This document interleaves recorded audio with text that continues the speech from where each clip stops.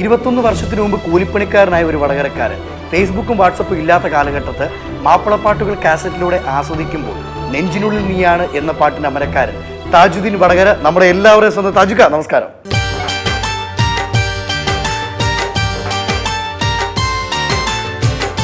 അന്ന് പാടിയ ഫാത്തിമയ്ക്ക് വേണ്ടി ഇന്നൊന്ന് പാടാവോ? എനിക്കത് കേൾക്കാൻ ആഗ്രഹമുണ്ട്. താളമേളം ഇല്ലാതെ നാരികളൊപ്പന പാടാതെ നിന്നെ ഞാനൻ സ്വന്തമാക്കിട ഫാത്തിമ. നെഞ്ചിനുള്ളിൽ നീയാണ് ഫാത്തിമ ഇക്കയുടെ വരികളല്ല, ഇക്ക മോഷ്ടിച്ചെടുത്താണ്. കണ്ണു നിറയുന്നുണ്ടോ? ജീവിതത്തിൽ ഒരുപാട് കഷ്ടപ്പെടുന്ന സമയത്ത്, കണ്ണീരൊഴുക്കുന്ന സമയത്ത് ഒരു പാട്ട് പാടി, ഒരു പാട്ട് എങ്ങനെയോ പാടി അത് ജനങ്ങൾ ഹിറ്റാക്കി തന്നു. ഞാനല്ലല്ലോ തരംഗം ഉണ്ടാക്കിയത്. എനിക്ക് 52 വയസ്സ് കഴിയും. 52 വയസ്സ് കഴിഞ്ഞു. ഈ 52 വയസ്സിൽ ഇന്നും ആരാധകരുടെ എണ്ണം കൂടുതലാണ്. ഇപ്പോൾ ഇങ്ങനെ ആണെങ്കിൽ ആയ കാലത്ത് എന്തുവായിരുന്നു നിൽക്കുക? കല്യാണം കഴിഞ്ഞുള്ള താജുദ്ദീൻ വടകരയും കല്യാണത്തിന് മുമ്പുള്ള താജുദ്ദീൻ വടകരയും തമ്മിലുള്ള വ്യത്യാസം എന്തുവാ? ഈ സജിയേട്ടനെ കാണുന്ന ഒരു മാജിക് എന്തായിരിക്കും? ആ പാട്ടിൽ എന്നെ തന്നെ അഭിനയിപ്പിച്ചു. ആ കാണിച്ച മനസ്സ് എനിക്കൊരു ജീവിതം തന്നെ. എന്നാലും ഇക്കയ്ക്ക് പേഴ്സണലായിട്ട് ഇഷ്ടപ്പെട്ട വരികൾ ഏതായിരിക്കും? ഏഴാം കടലിനടിയിൽ ഒളിച്ചാലും നിന്നെ ഞാൻ തേടിയെത്തും ഭൂമിയിലെ ഏഴാം കടലിനടിയിൽ. എല്ലാവർക്കും നമസ്കാരം. ഞാൻ അജിം വർഗീസ്. 21 വർഷത്തിനു മുമ്പ് കൂലിപ്പണിക്കാരനായ ഒരു വടകരക്കാരൻ ഫേസ്ബുക്കും വാട്സപ്പും ഇല്ലാത്ത കാലഘട്ടത്ത് മാപ്പിളപ്പാട്ടുകൾ കാസറ്റിലൂടെ ആസ്വദിക്കുമ്പോൾ നെഞ്ചിനുള്ളിൽ നീയാണ് എന്ന പാട്ടിൻ്റെ അമരക്കാരൻ താജുദ്ദീൻ വടകര നമ്മുടെ എല്ലാവരെയും സ്വന്തം. താജുക്ക, നമസ്കാരം. നമസ്കാരം. ഇക്ക ഒത്തിരി സന്തോഷം കേട്ടോ. എനിക്കും. കാരണം 21 വർഷത്തിന് മുമ്പ് തിരിഞ്ഞു നോക്കുന്ന സമയത്ത് ഇന്ന് സിനിമകളിലെ മിക്ക പാട്ടുകളും എത്ര ഹിറ്റ് അടിച്ചാലും 1 മാസം അല്ലെങ്കിൽ 1.5 മാസമേ ദൈർഘ്യമുള്ളൂ. പക്ഷേ 21 വർഷത്തിന് മുമ്പ് നെഞ്ചിനുള്ളിൽ നീയാണ് ഫാത്തിമ എന്നെ ഓള വയ്ക്കുക ഇന്ന് സൃഷ്ടിക്കുന്നേ. എന്തു തോന്നി ഈ നിമിഷം? സന്തോഷം. പിന്നെ അതിനേക്കാളുപരി ഞാൻ എപ്പോഴും വിശ്വസിക്കുന്ന ഒരു കാര്യമുണ്ട്. ഒരാൾക്ക് ദൈവം തന്നെ, ഞാൻ നല്ല ദൈവവിശ്വാസിയാണ്. ഒരാൾക്ക് ദൈവം എന്തെങ്കിലും കൊടുക്കണം എന്ന് തീരുമാനിച്ചാൽ അത് ആര് തടുത്താലും അത് കൊടുക്കാതിരിക്കാൻ പറ്റില്ല. കിട്ടുക തന്നെ ചെയ്യും. അതുപോലെ കിട്ടുക തന്നെ ചെയ്യും. അതുപോലെ തന്നെ കൊടുക്കണ്ട എന്ന് കരുതിയാൽ അത് ആര് കൊടുക്കണം എന്ന് വിചാരിച്ചാലും കിട്ടത്തില്ല. അപ്പോൾ എൻ്റെ ഈ സന്തോഷം ഒരുപക്ഷെ എൻ്റെ പ്രിയപ്പെട്ട എൻ്റെ പൊന്നുപ്പയ്ക്ക് കിട്ടുന്ന അംഗീകാരമായിട്ട് എനിക്ക് എപ്പോഴും ഫീൽ ചെയ്യാറുള്ളത്. ഇക്ക ഞാൻ തുടക്കത്തിൽ സൂചിപ്പിച്ചതുപോലെ ചുമട്ടുപണിക്ക് പോയിട്ടുണ്ട്, കൂലിപ്പണി ചെയ്തിട്ടുണ്ട്, ചായ അടിച്ചിട്ടുണ്ട്. ശരിക്കും ഈ ഒരു കാലഘട്ടമൊക്കെ കഴിഞ്ഞിട്ട് ഒരു പാട്ട് പാടി ഹിറ്റാവുമ്പം എന്തോ ഫീലായത്? ഇല്ല, ഫീലാകുമ്പോൾ അനുഗ്രഹത്തിനെ ഓർത്ത് ഭയപ്പെടും, ഒരു പേടിയാണ് വരിക. ഓക്കെ. പിന്നെ ഞാൻ ചെറിയ വയസ്സിലെ വലിയ കലാകാരന്മാരൊക്കെ കണ്ടു വളർന്ന ഒരാളാണ്. കാരണം എൻ്റെ ഉപ്പ വലിയൊരു കലാകാരനാണ്. അപ്പോൾ ഉപ്പയുടെ ഏറ്റവും വലിയ ജീവിച്ചിരിക്കുന്ന സമയത്തും അദ്ദേഹം ഉപ്പ ഗൾഫ് നാടുകളിൽ ഉണ്ടായിരുന്ന സമയത്തൊക്കെ ഉപ്പയുടെ കൺകണ്ട ദൈവം എന്ന് പറയുക കെ രാഘവ മാഷ്, സംഗീത സംവിധായകൻ. അതുപോലെ അന്നത്തെ പ്രശസ്തരായ എല്ലാ കലാകാരന്മാരെയും ചെറുപ്പത്തിൽ എൻ്റെ വീട്ടിലൊക്കെ വന്ന് പോകുമ്പോൾ ഞാൻ ഇതൊക്കെ കണ്ടു വളർന്ന ഒരാളാണ്. ഓക്കെ. പിന്നെ എൻ്റെ താഴെങ്ങാടി എന്ന് പറയുന്ന നാട്, വടകര താഴെങ്ങാടി, അവിടെ വരാത്ത കലാകാരന്മാരില്ല. ഞാനൊന്നും കണ്ടിട്ടില്ലെങ്കിലും ബാബുരാജ്, നമ്മുടെ പ്രശസ്തനായ ബാബുക്കടക്കം, പിന്നെ എരിഞ്ഞോളി മുസക്കൊക്കെ നമ്മളെ കുട്ടിക്കാലത്തൊക്കെ വടകര താഴെങ്ങാടി ആ പ്രദേശത്തുള്ള ഒരാളായിട്ടാണ് ഉണ്ടാവാറ്. PC ലിയാക്കത്ത്, അങ്ങനെ ഒത്തിരി വലിയ വലിയ പാട്ടുകാർ. അപ്പോൾ ഇവരൊക്കെ കണ്ട് വളർന്ന സ്ഥിതിക്ക് ഞാൻ എൻ്റെ സൗഭാഗ്യത്തെ ഞാൻ പേടിയോടുകൂടിയാണ് ആസ്വദിക്കാറുള്ളത്. കാരണം ഒന്നുമില്ലാത്തൊരു ഏരിയയിൽ നിന്നാണ് ഞാൻ പ്രശസ്തനാവാൻ വേണ്ടി ഒരുപാട് ശ്രമിച്ച ആളാണ്. അതായത് ഫെയിം നേടാൻ വേണ്ടി ഒരുപാട് ശ്രമിച്ചു. ഫെയിം ആവണം എന്നുള്ള മാത്രമല്ല, എൻ്റെ ഉള്ളിലൊരു ചെറിയ കലാകാരനെ ചെറിയ വയസ്സിൽ നമ്മളൊക്കെ കരുതല്ലോ നമ്മൾ ഭയങ്കരമാണെന്ന്. പാട്ട് പാടാനുള്ള കഴിവിൽ ഞാൻ അന്നും വലിയ കോൺഫിഡൻ്റ് ഉള്ള ആളല്ല. പക്ഷെ എനിക്ക് ആക്ട് ചെയ്യാൻ എത്രയോ സിനിമയുടെ സെറ്റിൽ ജൂനിയർ ആർട്ടിസ്റ്റായിട്ട് പോയിട്ടുണ്ട് ഞാൻ. പടം റിലീസായി കഴിഞ്ഞാൽ ചിലപ്പോൾ ചില പോസ്റ്ററിൽ ചില ഏരിയകളിലൊക്കെ ഗ്രൂപ്പിലൊക്കെ ഉണ്ടാകുന്ന ഒരു ഫോട്ടോയിലൊക്കെ ഞാനൊക്കെ ഉണ്ടാവും ചിലപ്പോൾ. പക്ഷെ സിനിമ കാണാൻ പോയി കഴിഞ്ഞാൽ ആ പടത്തിലേ ഞങ്ങളുണ്ടാവില്ല. അങ്ങനെ ഒത്തിരി പടത്തിൽ അഭിനയിക്കാൻ ജൂനിയർ ആർട്ടിസ്റ്റായിട്ട് പോയിട്ടുണ്ട്. പക്ഷേ ആ ഒരു ആഗ്രഹം ചെറിയൊരു മീഡിയയിൽ കൂടി, ആൽബം മീഡിയയിൽ കൂടി പഠിച്ചവർ എനിക്ക് ചെയ്തു തന്നു. ആ ആൽബം വന്നെത്തുന്നത് എങ്ങനെയായിരുന്നു? ഞാനൊരുപാട് ഇൻ്റർവ്യൂവിൽ പറഞ്ഞിട്ടുണ്ട്. ഇത് പറയുമ്പോൾ ചില ആൾക്കാർക്ക് ബോറടിക്കായിരിക്കും. പക്ഷേ ഇന്ന് പറയുന്നത് സ്പെഷ്യൽ ആയിരിക്കും. അതെ, തീർച്ചയായിട്ടും. പ്രത്യേകിച്ചും നിങ്ങളെ പോലെയുള്ള ഒരാളെ മുമ്പിൽ ഞാൻ നിങ്ങളെ വീഡിയോസൊക്കെ കാണാറുണ്ട്. സന്തോഷം. അപ്പോൾ ഈ ഒരു ആൽബം ഒരുപാട് പ്രത്യേകതകളുണ്ട്. ഇതിൻ്റെ ആദ്യത്തെ പ്രൊഡ്യൂസർ ആകാൻ സാധ്യത ഉണ്ടായിരുന്നവരുടെ പേര് റഫീഖ് സമദ് എന്നാണ്. എന്നെ മീഡിയയിലേക്ക് കൊണ്ടുവന്ന വടകര സ്വദേശികളാണ്. ഒരാൾ റിതം കമ്പോസറാണ്, ഒരാൾ കീബോർഡിസ്റ്റാണ്. രണ്ടാളെ പേര് റഫീഖ് സമദ് എന്നാണ്. എന്നെ ശരിക്കും മീഡിയയിലേക്ക് കൊണ്ടുവന്നതും അവരാണെന്ന് തന്നെ 100% പറയാം. അപ്പോൾ ഞങ്ങൾ വടകര താഴങ്ങാടിയുള്ള ഒരു മ്യൂസിക് ക്ലബ്ബിൽ ഇരുന്നിട്ട് ഞാൻ പറയും, ഇവിടെ ഇങ്ങനെ കുറച്ച് പാട്ടുകളൊക്കെ ചെയ്തിട്ടുണ്ട്, അപ്പോൾ നമുക്ക് മൂന്ന് പേർക്ക് ഇത് ചെയ്തുകൂടെ? അപ്പോൾ എനിക്കന്ന് സത്യത്തിൽ തൊഴിലുണ്ടോ എന്ന് വെച്ചാൽ ഉണ്ട്, ഇല്ല എന്ന് പറഞ്ഞില്ല. ഏതെങ്കിലും സമയത്ത് ചങ്ങായിമാരുടെ കടയിലൊക്കെ പോയി ജോലി ചെയ്യുന്ന സമയമാണ്. അപ്പോൾ എൻ്റെ അടുത്ത് പ്രൊഡ്യൂസ് ചെയ്യാൻ പൈസ ഇല്ലാത്തതുകൊണ്ട് 5000 രൂപ ഇവർ രണ്ടുപേരും കൂടി 10,000 രൂപ. ഞാൻ വർക്കിംഗ് പ്രൊഡ്യൂസർ, അതായത് മീൻസ് പൈസ ഇറക്കാതെ വർക്കിംഗ് പാർട്ട്ണർ, മ്യൂസിക്കും രചനയും പാട്ടുമൊക്കെ ആയിട്ട് അങ്ങനെ ക്ലബ്ബിൽ ഇരുന്നിട്ട് ഈ റഫീഖ് വടകരയുടെ പിന്നെ കീബോർഡിൽ 3 പാട്ട് ഫീഡ് ചെയ്തിരുന്നു. എൻ്റെ കാതിൽ, നെഞ്ചിനുള്ളിൽ, വേറെ ഏത് പാട്ട്. പിന്നെ പിന്നെ പിന്നെ ഇത് പ്രൊഡ്യൂസ് ചെയ്തിട്ട് പിന്നെ മുന്നോട്ട് പോകാനുള്ള ഒരു അവസ്ഥയില്ലാതായപ്പോൾ ഇവർ രണ്ടുപേരും പിന്മാറി. ഞാൻ എൻ്റെ ഈ ആശയമായിട്ട് കോഴിക്കോട് ഒരുപാട് അലഞ്ഞു. ഓരോ എനിക്കറിയില്ലല്ലോ, ഈ ഓരോ ഷോപ്പിൻ്റെ തിരക്കിൻ്റെ കോഴിക്കോട് പുതിയ ബസ് സ്റ്റാൻഡിൻ്റെ മേലായിരുന്നു, 2nd ഫ്ലോറിലായിരുന്നു. പിന്നെ മ്യൂസിക് വേൾഡ് രാജീവേട്ടൻ, മരിക്കുന്നവരെ ഞാൻ മറക്കൂല. ആ മനുഷ്യൻ എന്നോട് വന്ന് കാണിച്ച ഒരു സ്വഭാവം മരിക്കുന്നവരെ ഞാൻ മറക്കൂല. എന്തായിരുന്നു സ്വഭാവം? ബാക്കി എല്ലാവരും ഈ ചെറിയ പയ്യനായിട്ടുള്ള എന്നെ എവയോട് അല്ലെങ്കിൽ പിന്നെ ഒരു ശല്യക്കാരനായിട്ട് കാണും. ഞാൻ എൻ്റെ ആർത്തി കൊണ്ടാണ്, എനിക്ക് പാടില്ല ഈ സ്ഥലം, എൻ്റെ മ്യൂസിക് പുറത്ത് വരട്ടെ എന്ന് വിചാരിച്ചിട്ട് ഇവരൊക്കെ പ്രൊഡ്യൂസ് ചെയ്യുന്ന കുറേ വർക്കുകൾ വരാറുണ്ട്. അതായത് അവരൊക്കെ അന്ന് ഇക്കെ കാണുന്നത് കൊച്ചി ഇല്ല, എനിക്കറിയില്ല. ഞാൻ കുറച്ച് പ്രാദേശികമായിട്ട് ഒരു 7 കേസറ്റോളം ചെയ്ത് അവിടെ സെയിൽ ചെയ്യാൻ കൊണ്ടുപോയി കൊടുക്കുന്നു എന്നുള്ള ഒരു ബന്ധമേ ഉള്ളൂ. പക്ഷേ രാജീവേട്ടൻ, ഓഡിയോ വേൾഡ് രാജീവേട്ടൻ ഒരുപാട് വർക്കുകൾ അന്ന് റിലീസ് ചെയ്യാറുണ്ടായിരുന്നു. പക്ഷെ അദ്ദേഹം എന്നോട്, മോനെ ചെയ്യാം, മോന് ടെൻഷൻ അടിക്കണ്ട, രാജീവേട്ടൻ ചെയ്തു തരും, മോന് ഈ പെരുന്നാളിൻ്റെ സീസണൊക്കെ കഴിഞ്ഞിട്ട് പോവാം. അത് ഭയങ്കരമായിട്ട് എനിക്ക് ആശ്വാസം കിട്ടിയ ഒരു പ്രതീക്ഷ തന്നു. അതായത് അത് വല്ലാത്തൊരു, പക്ഷെ അദ്ദേഹത്തിന് ചെയ്യാനോ ഒന്നും പറ്റിയില്ല. പിന്നെ ഞാൻ നാടുകളിൽ, എൻ്റെ വടകര പ്രദേശങ്ങളിൽ ഇങ്ങനെ ശരിക്കും 21 വർഷമല്ല ഈ പാട്ട് പാടിയിട്ട്. അതിൻ്റെ മുന്നേ എൻ്റെ നാട് അത്യാവശ്യം വെള്ളിയോളങ്ങര ഭാഗത്തായിരുന്നു ആദ്യമായിട്ട് പാടി. അൽത്താഫ് എന്ന് പറയുന്ന എൻ്റെ പ്രിയപ്പെട്ട സ്നേഹിതൻ്റെ വീട്ടിൽ. പിന്നെ കുറേ ഏരിയയിൽ വടകരയൊക്കെ പാടി തുടങ്ങി. പയ്യോളി എന്നാണ് ഈ പാട്ട്. വടകര പയ്യോളി പ്രദേശത്തിനൊരു പ്രത്യേകത ഉണ്ട്. മെലോഡിയസും എല്ലാ പാട്ടിനും ഇഷ്ടപ്പെടുമെങ്കിലും മാപ്പിളപ്പാട്ടിനോട് ഭയങ്കര ഇഷ്ടമുള്ളൊരു ഏരിയയാണ്. അവർക്ക് ജീവനാണ് മാപ്പിളപ്പാട്ടിനെയും പാട്ടുകാരെയും. അപ്പോൾ ഒരു കല്യാണ വീട്ടിൽ നിന്ന് പാടുമ്പോൾ എൻ്റെ കുടുംബക്കാരനായിട്ട് വരുന്ന, എൻ്റെ സ്വന്തം അനിയനല്ല എങ്കിലും എൻ്റെ കുടുംബത്തിൽ അനിയനായിട്ട് വരുന്ന സമദ് എന്ന് പറയുന്ന ഒരാൾ എൻ്റെ കൂടെ ഉണ്ടായിരുന്ന, അന്ന് സിംഗറായിരുന്നു, ഇന്ന് വളരെ പോപ്പുലറായിട്ടുള്ള റിതം കമ്പോസർ റഫീഖ് വടകരയോട് പറഞ്ഞു, ഈ പാട്ടിട്ട് ഇത് നമുക്ക് പ്രൊഡ്യൂസ് ചെയ്തു തുടങ്ങി. നോക്കാം. ആ ഒരു ചർച്ചയാണ്. സമദിൻ്റെ ചങ്ങാതിയും കൂടി ആയിട്ടുള്ള റഫീഖ് വേറെ ആളുണ്ട്. ആദ്യത്തെ എൻ്റെ കൂട്ടുകാർ ചെയ്യാൻ വിചാരിച്ച രണ്ടാളെ പേരും സമദ് റഫീഖ്. ഞാൻ ഇങ്ങനെ ഇപ്പോഴാണ് അതൊക്കെ ചിന്തിക്കുന്നത്.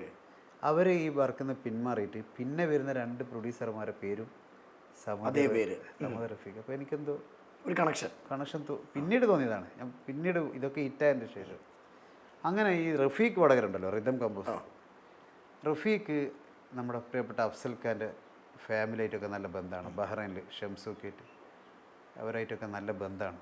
ആ കെയർ ഓഫിൽ അഫ്സൽ ഖാനെയും കൂടി ഈ പാട്ടിലേക്ക്, ഈ വർക്കിലേക്ക് കൊണ്ടുവരാൻ ഉറപ്പ് തന്നു. അപ്പോൾ ഇവർക്ക് പ്രൊഡ്യൂസേഴ്സിന് ഭയങ്കര സന്തോഷം. അപ്പോൾ ആ ഒരു ലെവലിലാണ് പിന്നെ ഇതൊരു വർക്കായിട്ട് വരുന്നത്. ആദ്യം ഞാൻ ചെയ്ത 3 പാട്ട് ഫീഡ് ചെയ്ത പാട്ട് നടക്കാതെ പോയി. അതേ പേരിലുള്ള 2 ആളെ പ്രൊഡ്യൂസറായിട്ട് പഠിച്ചുകൊണ്ടിരുന്നു. അത് പാടുന്നു. ഞാൻ എത്രയോ ഇൻ്റർവ്യൂവിൽ പറഞ്ഞതുപോലെ തന്നെ കൽബാൻ ഫാത്തിമ നെഞ്ചിനുള്ളിൽ ഞാൻ പാടേണ്ട പാട്ടല്ല. ഞാൻ അത് അഫ്സൽക്കാക്ക് പ്രൊഡ്യൂസർ എല്ലാവരും അഫ്സൽക്കാക്ക് വെച്ച പാട്ടാണ്. അതും ഈ കൽബാൻ ഫാത്തിമയിൽ ബാക്കി പാട്ടുകളെല്ലാം അഫ്സലിക്കയാണ് പാടിയത്. താജിക്ക് പാടുന്ന ഒറ്റ പാട്ട് നെഞ്ചിനുള്ളിൽ നീയാണ്. അല്ല, ഞാൻ 3 പാട്ട് പാടിയിരുന്നു. എൻ്റെ സ്നേഹമുള്ള ഫർഹാനെയും ആശകളില്ലാതെയും പിന്നെ നെഞ്ചിനുള്ളിലും. പിന്നെ ഒരു പാട്ട് റഫീഖ് വടകര പാടിയിട്ടുണ്ട്, കാണാനഴകുള്ള എന്നുള്ള. അപ്പോൾ ഈ പാട്ട് സ്റ്റുഡിയോ എന്ന് പാടുമ്പോഴും സ്റ്റുഡിയോ പോകുമ്പോഴൊന്നും ഈ പാട്ട് ഞാനാണ് പാടുന്നതെന്നുള്ള ഒരു ഉറപ്പ് എനിക്കില്ല. കാരണം അഫ്സലിക്കയാണ് പാടുന്നുള്ള 100%. കാരണം അഫ്സലൊക്കെ പിന്നണി സിംഗറാണല്ലോ. ഞാൻ എത്രയോ പ്രാവശ്യം പറഞ്ഞ സംഗതിയാണ്. എന്നാലും നിങ്ങളുടെ മുമ്പിൽ ഇത് പറയുമ്പോൾ എനിക്കൊരു പ്രത്യേക ആവേശം കൂടും. നിങ്ങൾ അത്രയും ആൾക്കാർ ശ്രദ്ധിക്കുന്നൊരു താരാണ് നിങ്ങൾ. അതുകൊണ്ട് തന്നെ അഫ്സൽക്കാക്ക് പാടിക്കൊടുക്കാനുള്ള ഭയം കൊണ്ട് ഞാൻ ആ പാട്ടിൻ്റെ 8 പാട്ടും ഞാനാണ് ഫീമെയിൽ പൊസിഷൻ വരെ ഞാനാണ് ട്രാക്ക് പാടിയത്. അപ്പോൾ അഫ്സൽക്കാരുടെ പാട്ട് ഒരു പിന്നണി ഗായകന് പാടിക്കൊടുക്കാനുള്ള പേടി, അദ്ദേഹം എങ്ങനെ അത് അക്സെപ്റ്റ് ചെയ്യും. ആ സമയത്ത് നമുക്ക് ഒരു വിറയൊക്കെ വന്ന് തൊണ്ടയൊക്കെ ഒന്ന് ഇതാവല്ലോ, വരണ്ടു പോകുമല്ലോ. ഒരു സിനിമ പിന്നണി ഗായകന് പാടിക്കൊടുക്കാൻ ഒന്നുമില്ലാത്ത നമ്മൾ പാടിക്കൊടുക്കുമ്പോൾ അയാൾ കളിയാക്കോ, ഉള്ളിൽ കളിയാക്കോ, ഇവനെന്താ പാടുന്നത് തരുന്നതെന്നുള്ള. പക്ഷേ അത് നന്നായിട്ട് പാടാൻ വേണ്ടിയിട്ട് അഫ്സൽക്കാരുടെ വോയിസ് അനുകരിച്ചിട്ട് അഫ്സൽ ഖാൻ്റെ സ്റ്റൈല് കീപ്പ് ചെയ്തിട്ട് ഞാൻ പാടിയ പാട്ടാണ്. അപ്പോൾ അന്ന് സ്റ്റുഡിയോ എഞ്ചിനീയർ, പ്രശസ്തനായ ഗായകൻ, എൻ്റെ ഉപ്പയുടെ ഒക്കെ കൂട്ടുകാരനാണ് സതീഷ് ബാബുവേട്ടൻ എന്ന പ്രിയപ്പെട്ട സതീഷ് ഏട്ടൻ. അവർ പ്രൊഡ്യൂസറോട് പറഞ്ഞു, സതീഷ് ഏട്ടൻ ഇങ്ങനെ ഈ പാട്ട് മാറ്റിവെക്ക്, ഇത് കുഞ്ഞു മൂസക്കാരൻ്റെ മോൻ തന്നെ പാടട്ടെ. സത്യത്തിൽ എൻ്റെ ആഗ്രഹം പഠിച്ചവൻ അറിഞ്ഞതുപോലെ സതീഷ് ഏട്ടൻ്റെ വാക്കുകളിൽ കൂടി പ്രൊഡ്യൂസർമാർക്ക് അത് എന്നിലേക്ക് മാറ്റിവെക്കാനുള്ളൊരു അവസരം വരുന്ന അങ്ങനെ. അങ്ങനെ 21 വർഷത്തിന് ശേഷം ഒരുമിച്ചിരിക്കുമ്പോൾ ആ ഓർമ്മകൾ ഒന്നുകൂടെ ഒന്ന് പുതുക്കാനായിട്ട് നെഞ്ചിനുള്ളിൽ ഇങ്ങ് പാടിയാലോ? തീർച്ചയായിട്ടും. ഓക്കെ.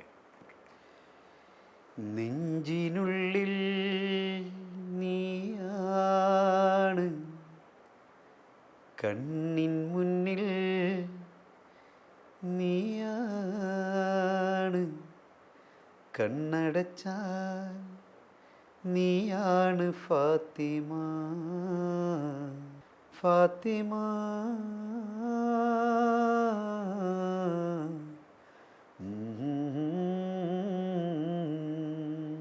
ഒരു കലാകാരനെ നിലനിർത്തണമെങ്കിൽ ദൈവത്തിൻ്റെ കൃപയാണോ, കഴിവാണോ, ബന്ധങ്ങളാണോ?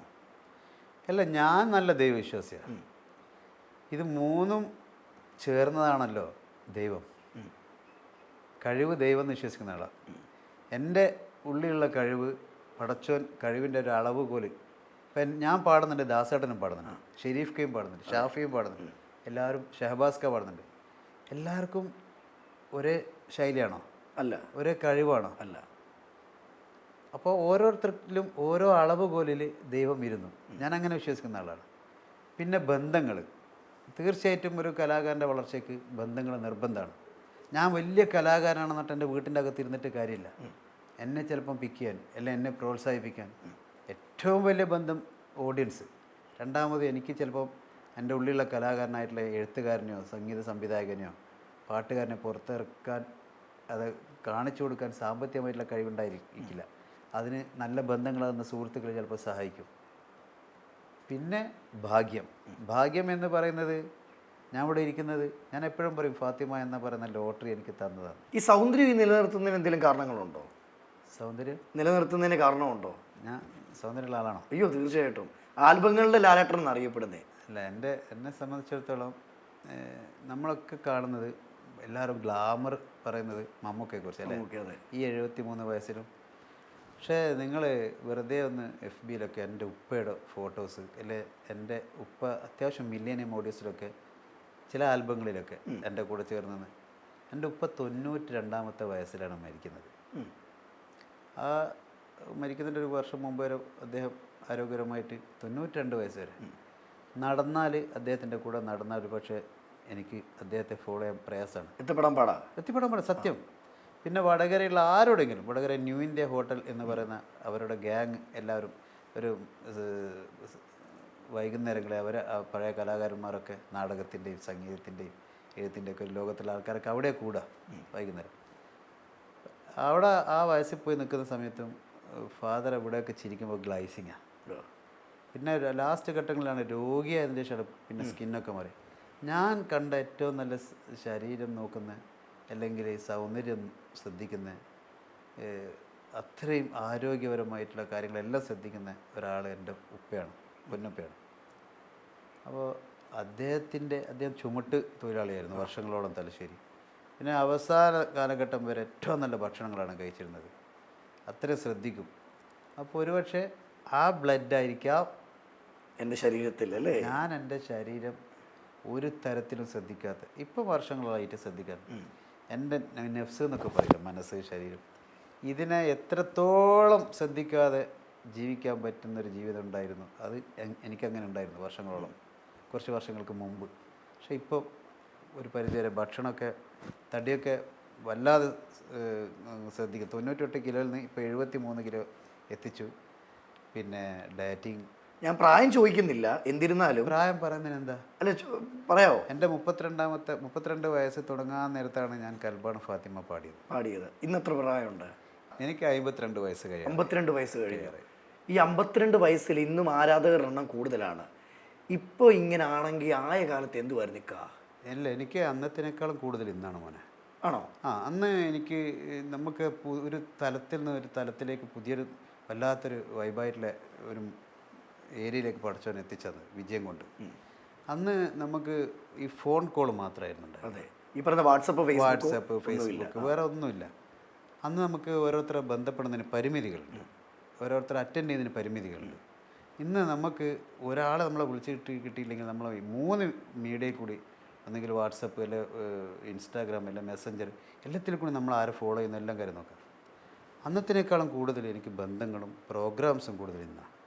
ഞാൻ ആൽബം മീഡിയയിൽ നിന്ന് ഞാൻ എപ്പോഴും നമ്മളെ പ്രായം ഇങ്ങനെ കൂടി വരുന്നത് പുറമേ മനസ്സിലാകുന്നില്ലെങ്കിലും നമ്മളെ ഉള്ളിലറിയാമല്ലോ നമുക്ക് പ്രായം വരുന്നത്, അതിൻ്റെ മാറ്റങ്ങൾ സ്വഭാവത്തിലുണ്ടാവും. അപ്പോൾ അങ്ങനെ കുറേ ആൽബങ്ങൾ, എൻ്റെ ചങ്ങാതിമാരനെ എത്രയോ ആൽബം പ്രൊഡ്യൂസ് ചെയ്ത് തരാൻ ഞാൻ നിവൃത്തിയില്ലെങ്കിൽ മാത്രമേ ഏതെങ്കിലും നല്ല വർക്കിന് അല്ല നല്ല പാട്ടിന് തലവെച്ചിടും. ഞാൻ മനഃപൂർവ്വം.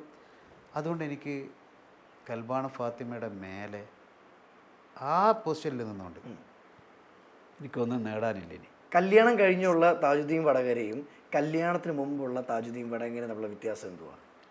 കല്യാണം എന്ന് പറയുന്നത് ഞാൻ മനസ്സിലാക്കുന്നത് ഒരു ജീവിതവും ജീവനാണ് നമ്മളെ കൂടെ വരുന്നത്. ഞാൻ അതുവരെ ഒന്നെങ്കിൽ എവിടെയെങ്കിലും കിടന്നുറങ്ങുമ്പോൾ ഞാനെന്തായിപ്പോയാലും, ഞാൻ ചിലപ്പോൾ ഉറക്കത്തൊക്കെ മരിച്ചു വന്ന ആൾക്കാരില്ലേ, അല്ല യാത്രയിൽ മരിച്ചു വന്ന ആൾക്കാരില്ല. എനിക്കാരും ഇല്ലല്ലോ മരിച്ചാൽ. എനിക്ക് ഭാര്യ, മക്കൾ, അങ്ങനെ ആരും സ്വന്തങ്ങളായിട്ടുള്ളവരുണ്ട്. ഉമ്മയും ഉപ്പയും മരിച്ചുപോയി, സഹോദരങ്ങളുണ്ട്. എനിക്ക് ഭയങ്കര ഇഷ്ടമാണ് സഹോദരങ്ങളെയും മക്കളെയൊക്കെ. പക്ഷേ അവർക്ക് അവരെ ഭർത്താക്കന്മാരുണ്ട്, അവരെ സ്വന്തങ്ങളായിട്ടുള്ള ബന്ധങ്ങൾ ഞാനല്ലാതെ വേറെ ഉണ്ട്. എനിക്കാരും ഇല്ലല്ലോ. പക്ഷെ ഇപ്പോൾ എനിക്ക് ആയുസ് നീട്ടി തരണേ എന്നുള്ള, വേറൊന്നല്ല, എൻ്റെ കൂടെ ഒരാൾ ഉണ്ടല്ലോ, ഞാനില്ലാതായിപ്പോൾ സങ്കടമാവില്ലേ അവർക്ക്. അങ്ങനെ ഇപ്പം എവിടെയെങ്കിലും ദൂരയാത്രയൊക്കെ പോയി പരിപാടി കഴിഞ്ഞാൽ ആ സമയത്ത് പെട്ടെന്ന് നാട് പിടിക്കുന്ന ആളാണ്. പക്ഷെ ഇപ്പോൾ പാവം ഉണ്ടാവില്ല എന്നെയും കാത്തു നിൽക്കുന്നത്, അല്ലെങ്കിൽ ഒരു ജീവനല്ലേ. അതെ, നമ്മളെപ്പോലെ തന്നെ വേറൊരു മനുഷ്യൻ, മനസ്സുമല്ലോ ശരീരമുള്ളൊരു പൊസിഷൻ നമ്മളെ കാത്തു നിൽക്കുന്ന പറയുമ്പോൾ അങ്ങനെ ഒരു ടെൻഷനുണ്ട്. ഈ ഓർമ്മകളൊക്കെ തിരിച്ച് അയവിറക്കുന്ന സമയത്ത് കണ്ണ് നിറയുന്നുണ്ടോ? അല്ല, ചില സംഗതികൾ കണ്ണ് നിറയുമല്ലോ. കാരണം ഞാൻ ബസ് സ്റ്റാൻഡിൽ 2.5 മണിക്കൂർ കിടന്നുറങ്ങും. ബസ് സ്റ്റാൻഡിൽ എൻ്റെ അളിയൻ്റെ കടയിൽ തന്നെയാണ്. ഇതൊന്നും പറയുന്നത് ഞാൻ സെൻറ്റിമെൻ്റ് വർക്കൗട്ട് ചെയ്യാൻ വേണ്ടിയിട്ടല്ല. നിങ്ങൾ ഓരോ ഓർമ്മകളെ കുറിച്ച് പറയുമ്പോൾ ഇവിടെ ഒരു പുതിയ ബസ് സ്റ്റാൻഡിൽ ഫ്രൂട്ട്സ്, സ്റ്റേഷനറി, ചായ, അങ്ങനെ വെള്ളം എല്ലാം 3 സെക്ഷനായിട്ടുള്ളതാണ്. അതിൽ രാത്രിയായിരുന്നു 9 കൊല്ലം ഞാൻ അവിടെ വർക്ക് ചെയ്തിരുന്നത്. ഒരു ബസ് സ്റ്റാൻഡ് ആകുമ്പോൾ ഏതെല്ലാം തരത്തിലുള്ള ആൾക്കാർ വരും നിങ്ങൾക്ക് ഊഹിക്കാമല്ലോ. അതെ, പല സ്വഭാവക്കാർ. അതെ. അപ്പോൾ ഇതിൽ 3 പണിക്കാരുണ്ടാവും. അതിൽ ഓരോരുത്തർക്കും 2-2.25 മണിക്കൂറാണ് ഉറക്കിൻ്റെ സമയം. ഈ മുന്നിലുള്ള ഞങ്ങളെ കടൻ്റെ തൊട്ട് മുന്നിലാണ് ഒരു ഏരിയ ഉണ്ട്, പോലീസ് ഏരിയ. അവിടെ അന്ന് ഇന്നത്തെ പോലെ ബസ് സ്റ്റാൻഡ് നവീകരിച്ചിട്ടില്ല. ഒരു ചെറിയൊരു ഏരിയയിൽ ചെറിയ ചുറ്റ് കല്ല് കെട്ടിയിട്ടുള്ളൊരു ഏരിയയാണ്. അതിൻ്റെ അടുത്ത് പഴയ ഒരു മന്ദിരി ഇട്ടിട്ട് കിടക്കും. മന്ദിരി എന്ന് പറഞ്ഞാൽ പായ. ഇതിൻ്റെ ഇടയിൽ എന്നെ അറിയുന്ന കുറേ ആൾക്കാർ വരുമ്പോൾ ഡാ എഴുന്നേക്കടാ, ഞാൻ അന്നേരം കടയിലുള്ള ആൾക്കാർ പറയും ഉറങ്ങിക്കോട്ടെ, ആകെ 2 മണിക്കൂർ. ഈ സമയത്ത് ഈ ബസ് സ്റ്റാൻഡിൻ്റെ ഈ സ്ലാബിൻ്റെ ചെറിയ ഹോൾസൊക്കെ ഉണ്ടാവില്ല, പല അഴുക്ക് വെള്ളവും, ബസ് സ്റ്റാൻഡിലെ കടകളിലെ വെള്ളവും ഹോട്ടലിലെ വെള്ളവും, ഇതിൻ്റെ സ്മെല്ല് കറക്റ്റ് രാത്രി കാലങ്ങളിൽ നമുക്ക് ഉറങ്ങാൻ പറ്റില്ല. സത്യത്തിൽ ഒരു വല്ലാത്തൊരു സ്മെല്ലായിരിക്കും. ഇതൊക്കെ സഹിച്ച് കിടന്നുറങ്ങിയ ഞാൻ ഇന്ന് നിങ്ങളിരിക്കുന്ന ഈ വീട്, തീർച്ചയായിട്ടും ഞാൻ നിങ്ങൾ നേരത്തെ പറഞ്ഞാൽ ഞാൻ അതാണ് ഭയപ്പെടുന്നവനാണെന്ന് പറയുന്നത്. അവിടുന്ന് ഇവിടത്തേക്ക് എത്തിച്ചൊരു ശക്തിയുണ്ട്, ദൈവം. അതുകൊണ്ട് തന്നെ എനിക്ക് അഹങ്കാരം എന്ന് പറയുന്ന സാധനം ഉണ്ടാവില്ല. ഞാൻ നേരത്തെ പറഞ്ഞു, എന്നെ പലർക്കും ഇഷ്ടമല്ല, പല ആൾക്കാരും എന്നെ തെറ്റിദ്ധരിക്കലുണ്ട്. എൻ്റെ ഉള്ളിൽ എനിക്കറിയാം ഞാൻ ഏറ്റവും സിമ്പിളാണ്. ഇപ്പോൾ ഏത് നടത്തത്തിൽ, ഏത് അനുഗ്രഹത്തിലും, ഏത് സന്തോഷം പഠിച്ചോൻ തരുന്നതിനും ഞാൻ ആരെയും കാണിക്കണം ഉള്ളിൽ അൽഹംദുലില്ലാ പഠിച്ചോനെ എന്ന് പറയുന്ന ഒരാളായിരുന്നു. ഇപ്പോഴും ചിലപ്പോൾ ആ ബസ് സ്റ്റാൻഡിലൊക്കെ പോകുമ്പോൾ ആ സ്മെല്ലുണ്ടാവും. രാത്രി പരിപാടിയെല്ലാം കഴിഞ്ഞ് ചിലപ്പോൾ വരുമ്പോൾ ജ്യൂസ് കുടിക്കാനൊക്കെ ഞാൻ ജോലി ചെയ്ത കടയിൽ പോകുമ്പോൾ ഈ സ്മെല്ല് ഇങ്ങനെ മൂക്കിലടിക്കുമ്പോൾ ഓർമ്മ ഒരു ഒരു ഒരു സാധനം പേടിയോടുകൂടി മേലിങ്ങനെ ഒരു ഉളുത്ത് കയറും. പഠിച്ചോനെ ഇതേടുന്ന എന്നെ ഇന്നേ നിലയിൽ എത്തിച്ചത് ഒന്നുമല്ലാത്ത, ഞാൻ എന്തോ ആണെന്നല്ല പറയുന്നത്, ഞാൻ എന്തോ ആണ് എന്നല്ല പറയുന്നത്. ഞാൻ ഒന്നുമല്ല, ഞാൻ ചെറിയൊരു കലാകാരനാണ്, പരിമിതികൾക്കുള്ളിൽ ജീവിച്ചു വന്നൊരു ചെറിയ കലാകാരൻ. പക്ഷേ എനിക്ക് പഠിച്ചു തന്ന ഭാഗ്യങ്ങൾ, പ്രശസ്തി ആയിക്കോട്ടെ, ഒരുപാട് നല്ല വലിയ കലാകാരന്മാരോട് ഇരുന്നും കൂടാനും പാടാനൊക്കെ അവസരം, സാമ്പത്തികമായിട്ട് ഒന്ന് രക്ഷപ്പെടുത്തി തന്നു. ഇതൊന്നും ഞാനൊന്നും മെനക്കെട്ടില്ല. എൻ്റെ ചില ക്രിയേഷൻസ് ഞാൻ ചെയ്തു, അതിന് പ്രൊഡ്യൂസർ വന്നു, അത് റിലീസ് ചെയ്ത്. പക്ഷേ അതാണ് ഞാൻ മില്യനും സജിയേട്ടൻ എന്ന് പറയുന്ന ആ ഒരു പ്രസ്ഥാനത്തിന്, അദ്ദേഹത്തിൻ്റെ ബിസിനസ്സായിരിക്കാം അന്ന്, പക്ഷേ അത് അദ്ദേഹത്തിൻ്റെ ബിസിനസ്സിൻ്റെ ഒരു ക്വാളിറ്റി ഉണ്ടല്ലോ, എത്രത്തോളം അതിനെ പ്രൊജക്റ്റ് ചെയ്യാൻ പറ്റും, എത്രത്തോളം ബ്രൈറ്റ്നസ് കൊടുക്കാൻ പറ്റും, അതിനോടൊപ്പം എന്നെ ഇങ്ങനെ ശരിക്കും മുറുക്കി പിടിച്ചതാണ് അന്നും ഇന്നും സജിയേട്ടൻ. എനിക്ക് വളരെ ചുരുക്കം ആൾക്കാരോട് കടപ്പാടുള്ളൂ. എനിക്ക് ഓഡിയൻസിനോടാണ് കടപ്പാട്. അത് ഞാൻ പറയേണ്ട ആവശ്യമില്ല. അതെൻ്റെ പ്രാണം പോകുന്നവരെ, എൻ്റെ മണ്ണിലേക്ക് എന്നെ വെക്കുന്ന ആ നിമിഷം വരെ, അല്ലെങ്കിൽ ഞാൻ മണ്ണാകുന്ന നിമിഷം വരെ എൻ്റെ ഓഡിയൻസാണ് എനിക്ക് ഏറ്റവും വലുത്. എന്നെ വിമർശിക്കുന്നവരുണ്ടാവും, സ്നേഹിക്കുന്നവരുണ്ടാവും, വെറുക്കുന്നവരുണ്ടാവും, അതൊന്നും എനിക്ക് പ്രശ്നമില്ല. പക്ഷെ അവരാണ് എന്നെ നിലനിർത്തി തരുന്നത്. അതിന് കാരണക്കാരൻ, എന്നെ ലോകത്തിൻ്റെ മുന്നിൽ എത്തിച്ചത്, എന്നെ, എൻ്റെ ശബ്ദത്തെ, എൻ്റെ വിഷ്വൽ എല്ലാം അദ്ദേഹത്തിന് വേണ്ടിക്കൊണ്ട് പ്രാദേശികമായിട്ട് കുറച്ച് പൈസ എല്ലാം ആ വർക്കിൽ നിന്ന് കിട്ടിക്കഴിഞ്ഞാൽ അത് അവിടെ മാറ്റിവെക്കാൻ വരും. ഇന്നും സജിയേട്ടനും മില്യനത്തിൻ്റെ ഓരോരുത്തരോടും, അവിടെയുള്ള ഓരോ സ്റ്റാഫിനോടും, അവിടുത്തെ ഭക്ഷണശാലയുള്ള ചേച്ചിമാരോട് പോലും, കാരണം ഞാൻ മില്യനത്തിൻ്റെ ഒരു ഭാഗമാണ്. ഈ സജി മില്യൻ എന്നുള്ള വാക്കുകൾ അല്ലെ പേര് പറയുന്ന സമയത്ത് ഇത്രയും ഓർമ്മകൾ പറയാൻ പറ്റുന്നുള്ള കാരണം എന്തായിരിക്കും? കാരണം ഞാൻ ബഹ്റൈനിലായിരുന്നു കൽബാണ് ഫാത്തിമയുടെ ഷൂട്ടിംഗ് ഇവിടെ തുടങ്ങിയ സമയത്ത്. ആ സമയത്ത് ഞാൻ പറഞ്ഞില്ലേ, ഞാൻ ഇന്നത്തെ പോലെ ഞാൻ ഒരു ശ്രദ്ധയില്ലാത്ത ആളാണ് ജീവിതത്തിൽ.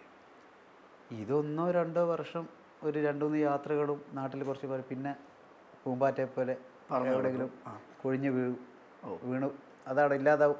എനിക്ക് വലിയ ഫ്യൂച്ചറൊന്നും ഞാൻ കണ്ടിട്ടുണ്ടായിരുന്നില്ല. പക്ഷേ എനിക്ക് കൽബാണ് ഫാത്തിമൻ്റെ വിഷ്വൽ ചെയ്യുമ്പോൾ ഞാൻ ഗൾഫിൽ നിന്ന് ആരതല്ലോ നാം ഫോണൊക്കെ മേടിച്ച് സജിയേട്ടനെ വിളിക്കുന്നുണ്ട്. സജിയേട്ടാ ആ വിഷ്വലിൽ എന്നെ തന്നെ അഭിനയിപ്പിക്കണേ. ഞാൻ ഇവിടെ വരുന്നു, എൻ്റെ വീട് അന്ന് വടകര പഴങ്കാവിലായിരുന്നു എൻ്റെ വീട്.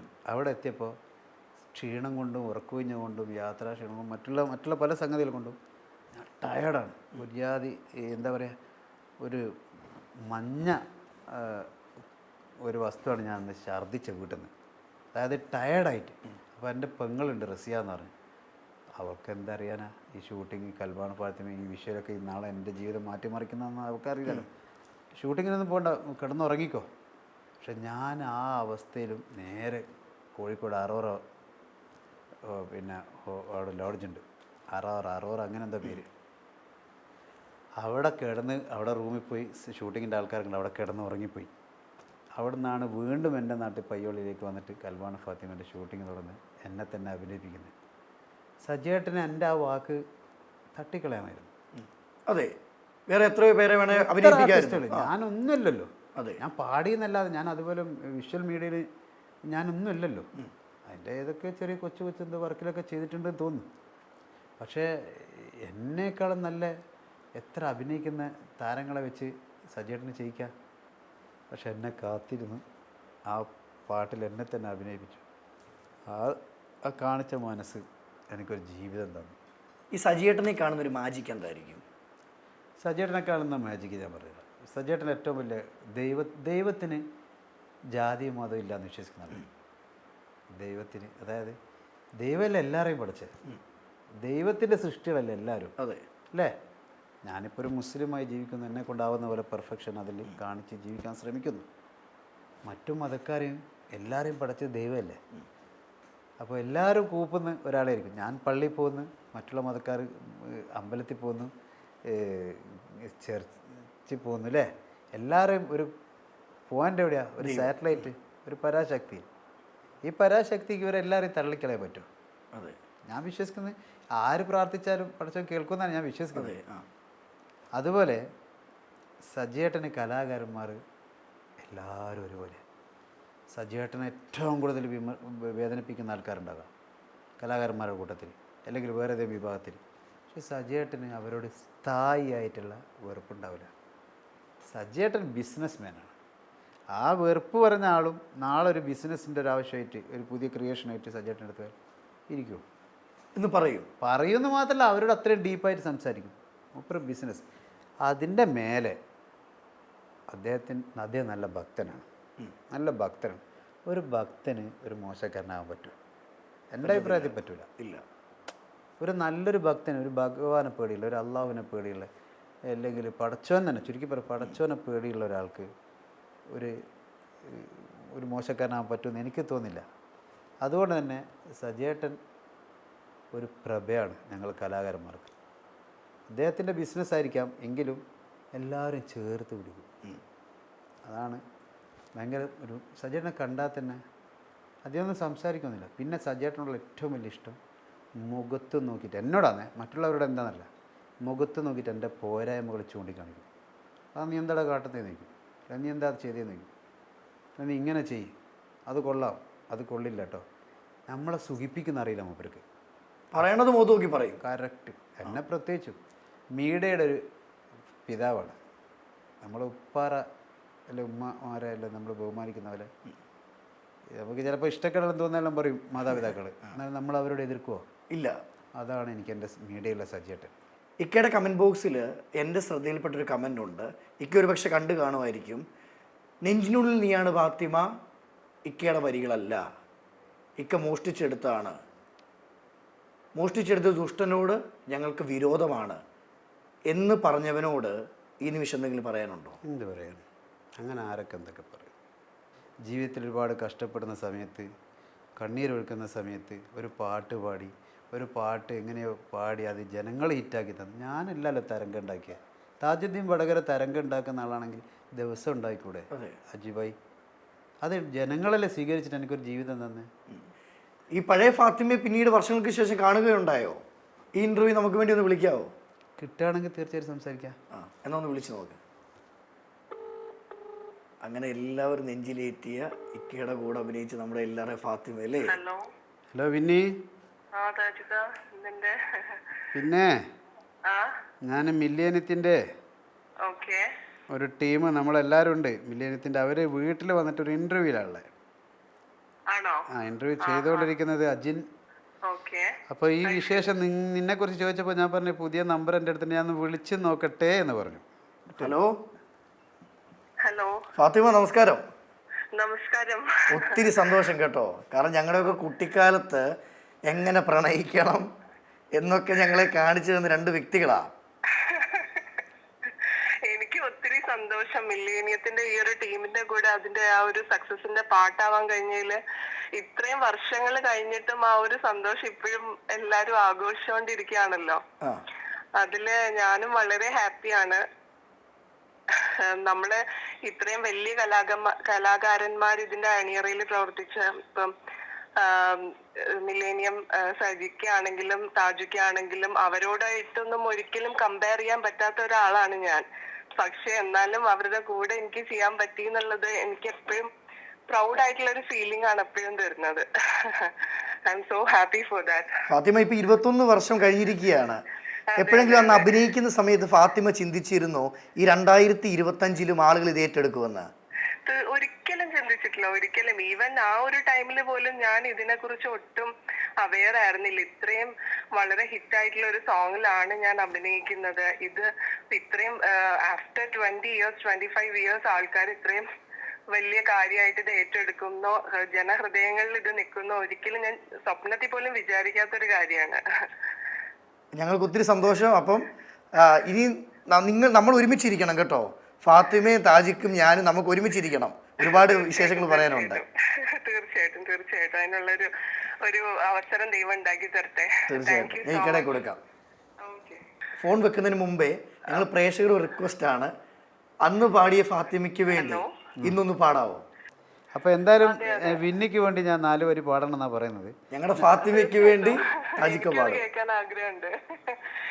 ഒരു നാളിൽ ഞാനവിടെ വരുന്നുണ്ട് പൂമോളെ, മഹർമാലയണിയിക്കാൻ നിൻ ചാരേ, താളമേളം ഇല്ലാതെ നാരികളൊപ്പന പാടാതെ നിന്നെ ഞാനൻ സ്വന്തമാക്കിടാൻ നിന്നല്ലേ.